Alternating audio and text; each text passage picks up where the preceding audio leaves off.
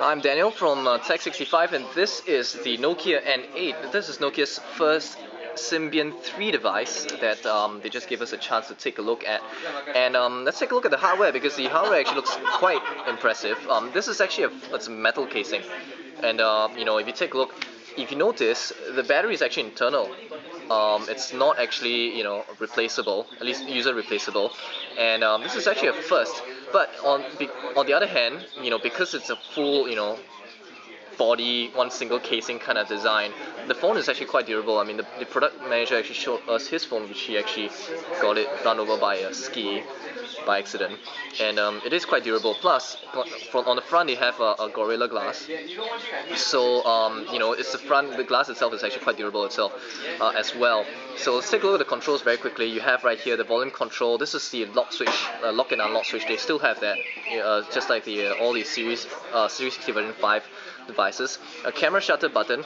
And speaking of camera, this is actually a 12 megapixel camera, which is actually quite impressive, and with a xenon flash.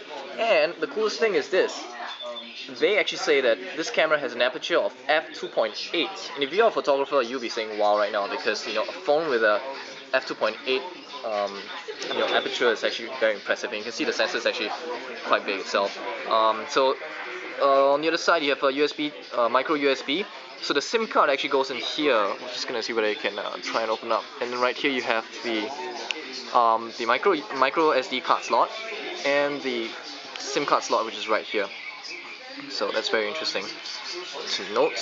On the top here you have the 3.55 millimeters headphone jack. You have an HDMI port on the top as well, which allows you to output the entire phone's user interface, so which is kind of cool. But I think the thing that most of you will be interested to look at is the operating system itself, Symbian 3. But before that, AMOLED display as well as a front-facing camera. So pretty brilliant in terms of hardware, in terms of design. In terms of the screen and all that, the display, it's actually quite cool. And also the camera supports up to records 720p HD recording, which is kind of cool. Alright, I got the slots closed in reverse, but it's not supposed to happen. So let's unlock it. So you can either do that from screen, or like I mentioned earlier, you can use the unlock switch. So on the front you have a widget screen, which you can change. You have 3 different widget screens, each having its own individual wallpaper. It's very similar to what you would find on the Series S60 version 5. And let's take a look at the inside, the menus. So if you notice, it's actually a little bit more responsive compared to, say, what you find on a Nokia N97.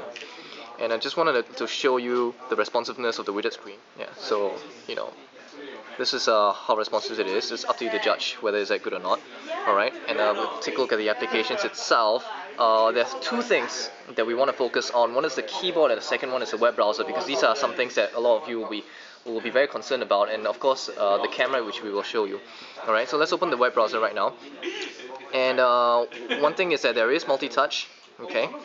And so it's your usual, your scrolling and all that. Right, this is supposed to support flash as well.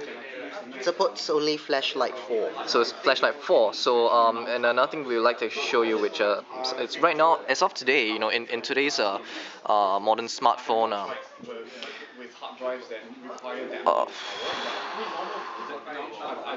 So while we're actually doing this right now, you might actually notice that this is the same keyboard that you found on Series 60 version 5.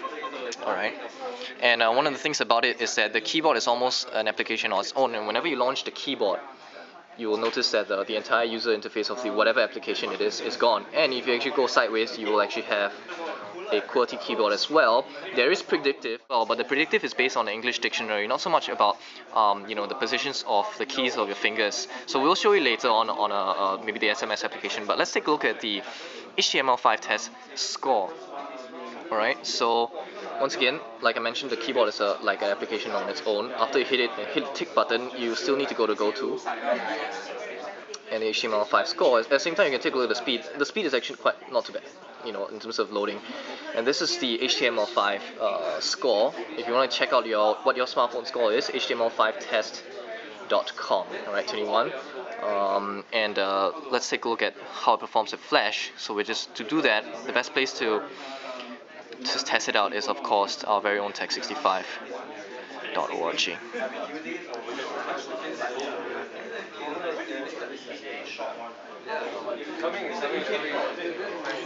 That's a brilliant thing. The power consumption of the screen is so low. One of the features of this device is so that you get a clock that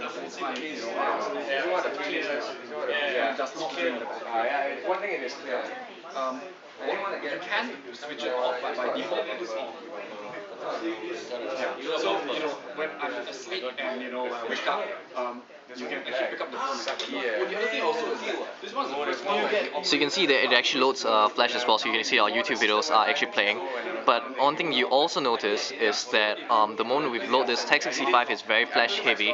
Not the website itself, but because we do a lot of videos and a lot of podcasts, our players are all Flash based. And this is one of the, it's in the sense that you can use Flash, right? And it's not meant to be used like this. What we're doing is we're pushing it to the extreme, all right? But it's just to make a point that it's still not the same desktop experience. We haven't found a single phone today that can bring a desktop experience, completely. So that, which is totally understandable. But there is Flash. You can see that the Flash players have loaded, all right? And of course, the other thing that you might be interested about is it does do multitasking, just like all of its previous phones. And right now, we're just going to jump to the messaging application so that I can show you the dictionary which I explained earlier. So, oops. So turn on input options, activate prediction, predictive text activated. Right.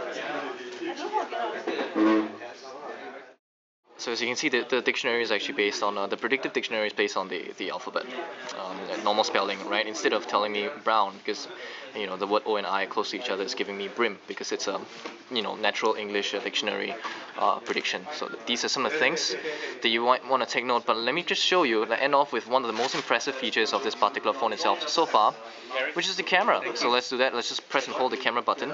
We can show you the camera application itself. And it's actually quite impressive as a camera. You do have a depth of field. So, so for example, actually, I can put the remote control right here.